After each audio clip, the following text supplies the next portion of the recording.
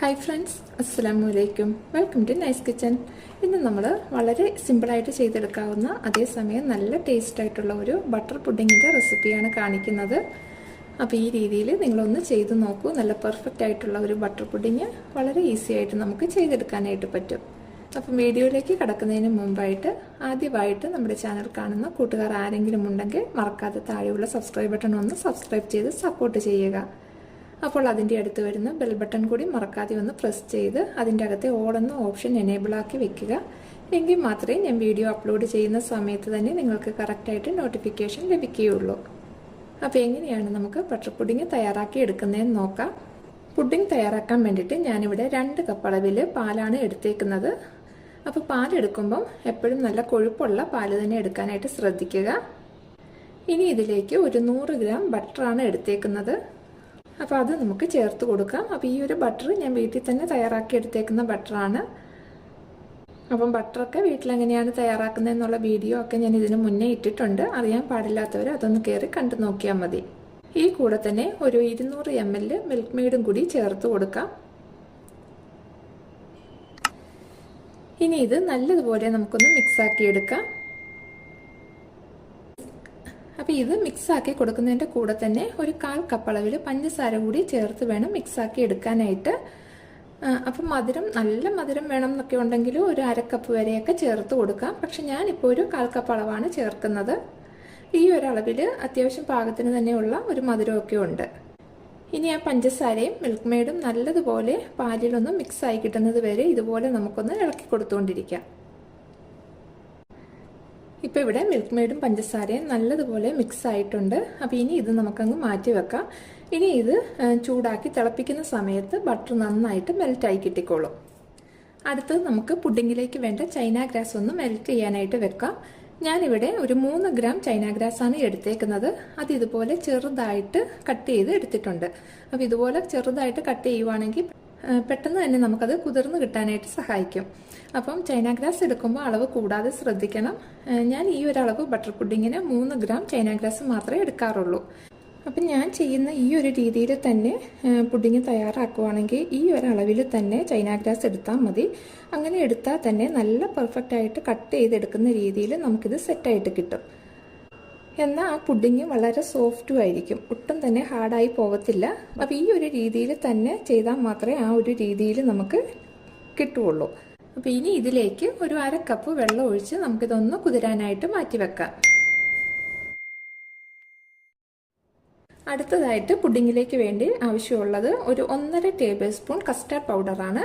ഞാനിവിടെ vanilla custard പൗഡറാണ് എടുത്തേക്കുന്നത്. അപ്പോൾ ഇതിലേക്ക് ഒരു 1/4 കപ്പ് അളവിൽ പാലൊഴിച്ച് നല്ലതുപോലെ നമുക്കിതൊന്ന് മിക്സ് ചെയ്ത് അത് നമുക്ക് മാറ്റി വെക്കാം. അടുത്തത് പുഡിങ്ങിലേക്ക് ചേർക്കാനായിട്ട് ഞാനൊരു 3 സ്ലൈസ് ബ്രെഡ് എടുത്ത് അതിൻ്റെ അരികെല്ലാം കട്ട് ചെയ്തെടുത്ത് വെച്ചിട്ടുണ്ട്. അപ്പോൾ ഇതൊരു ചെറിയ സൈസുള്ള ബ്രെഡ് ആയതുകൊണ്ടാണ് ഞാൻ 3 എണ്ണം എടുത്തത്. വലിയ സൈസുള്ള ബ്രെഡ് ആണെങ്കിൽ 2 കഷ്ണം എടുത്താൽ മതി. എന്നിട്ട് ഇതുപോലെ അരികെല്ലാം കളഞ്ഞ് എടുത്തിട്ട് നമുക്കിതൊന്ന് മിക്സിയുടെ ജാറിലേക്കിട്ട് നല്ലതുപോലെ ഒന്ന് പൊടിച്ചെടുത്ത് വെക്കാം.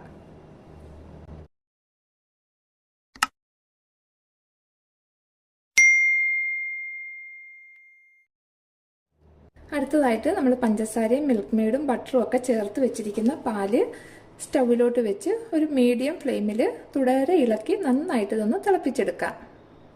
വളരെ നല്ല ടേസ്റ്റ് ആയിട്ടുള്ള ഒരു പുഡിങ്ങാണ്. എന്നാൽ ഉണ്ടാക്കിയെടുക്കാനായിട്ട് ഒരുപാട് പ്രയാസമൊന്നുമില്ല ഈ ഒരു പുഡിങ്ങിന്. അപ്പോൾ തീർച്ചയായിട്ടും ഇതുവരെ ഉണ്ടാക്കി നോക്കിയിട്ടില്ലാത്തവർ ഒരു തവണയെങ്കിലും ഒന്ന് ഉണ്ടാക്കി നോക്കുക. ഉണ്ടാക്കി നോക്കിയിട്ട് നിങ്ങളുടെ ഫീഡ്ബാക്ക് മറക്കാതെ പറയുക.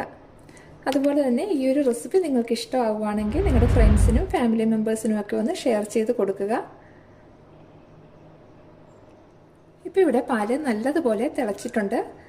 ഇനി നമുക്ക് ഫ്ലെയിം ഒന്ന് ലോ ഫ്ലെയിമിലേക്ക് മാറ്റി കൊടുക്കാം. അതിനുശേഷം നമ്മൾ റെഡിയാക്കി വെച്ചിരിക്കുന്ന കസ്റ്റാർഡ് നല്ലതുപോലെ ഒന്നും കൂടി ഒന്ന് യോജിപ്പിച്ചതിന് ശേഷം ഇതിലേക്ക് ചേർത്ത് കൊടുക്കാം.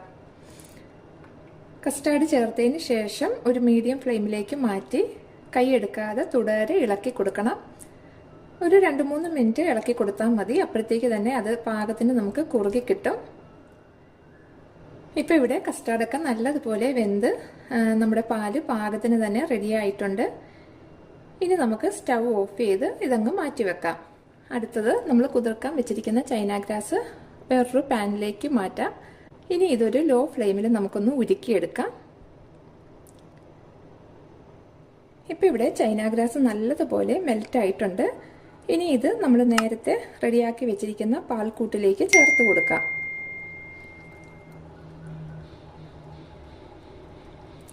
ഇനി വീണ്ടും നമുക്കൊന്ന് സ്റ്റവ് ഓൺ ആക്കാം. അതിനുശേഷം ഇത് നല്ലതുപോലെ ഒന്നും കൂടി ഒന്ന് ചൂടായി കിട്ടണം. ആ ചൈന ഗ്രാസും ആ പാലും എല്ലാം നല്ലതുപോലെ ഒന്ന് മിക്സായിട്ട് നന്നായിട്ട് ചൂടാകുന്നത് വരെ നമുക്ക് ഇതുപോലെ ഒന്ന് ഇളക്കി കൊടുക്കാം. ഇപ്പോൾ ഇവിടെ നന്നായിട്ട് തന്നെ ചൂടായി കിട്ടിയിട്ടുണ്ട്.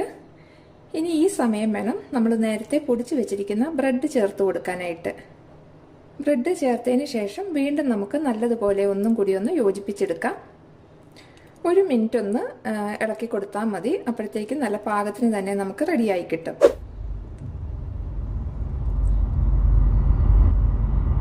ഇപ്പോൾ ഇവിടെ 1 മിനിറ്റ് ആയിട്ടുണ്ട്. ഇനി നമുക്ക് സ്റ്റവ് അങ്ങ് ഓഫ് ചെയ്യാം. ഇനി ആ മധുരം ഒന്ന് ബാലൻസ് ചെയ്യാൻ വേണ്ടിയിട്ട് ഒരല്പം ഉപ്പ് ഒന്ന് ചേർത്ത് കൊടുക്കാം. എന്നിട്ട് 1 മിനിറ്റും കൂടി ഒന്ന് ഇതുപോലെ ഇളക്കി കൊടുക്കാം. അതിനുശേഷം വേണം നമുക്കിതിലേക്ക് വാനില എസൻസ് ചേർത്ത് കൊടുക്കാനായിട്ട്. ഇപ്പോൾ 1 മിനിറ്റും കൂടി ആയിട്ടുണ്ട്. ഇനി ഇതിലേക്ക് ഒരു 3-4 ഡ്രോപ്പ് വാനില എസൻസും കൂടി ചേർത്ത് കൊടുക്കാം. വീണ്ടും ഒന്നും കൂടി യോജിപ്പിക്കാം. ഇപ്പോൾ ഇവിടെ നമ്മുടെ പുഡിങ്ങിനുള്ള ബാറ്റർ റെഡിയായി കഴിഞ്ഞു. അപ്പോൾ ഇനി ഇത് നമുക്ക് പുഡിങ് സെറ്റ് ചെയ്യാനുള്ള പാത്രത്തിലേക്ക് ഒഴിച്ചു കൊടുക്കാം.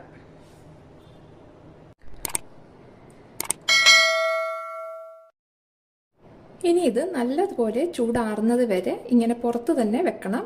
നന്നായിട്ട് ചൂടാറിയതിന് ശേഷം നമുക്ക് ഫ്രിഡ്ജിലേക്ക് വെച്ച് ഒരു 4-5 മണിക്കൂർ നന്നായിട്ടൊന്ന് തണുപ്പിച്ചെടുക്കാം. ഇപ്പോൾ ഇവിടെ നമ്മൾ പുഡിങ് നല്ലതുപോലെ തണുത്തതിന് ശേഷം ഫ്രിഡ്ജിലേക്ക് വെച്ച് ഒരു 5 മണിക്കൂർ നന്നായിട്ട് തണുപ്പിച്ചെടുത്തിട്ടുണ്ട്.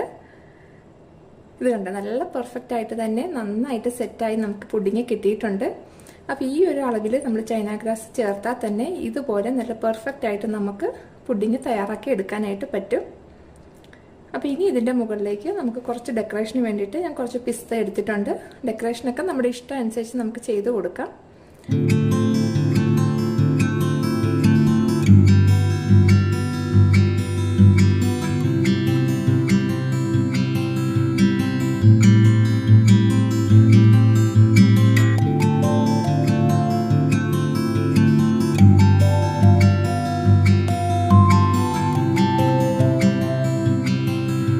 അപ്പം വളരെ നല്ല സോഫ്റ്റ് ആയിട്ടുള്ള ഒരു പുഡിങ്ങാണ് ഇത്.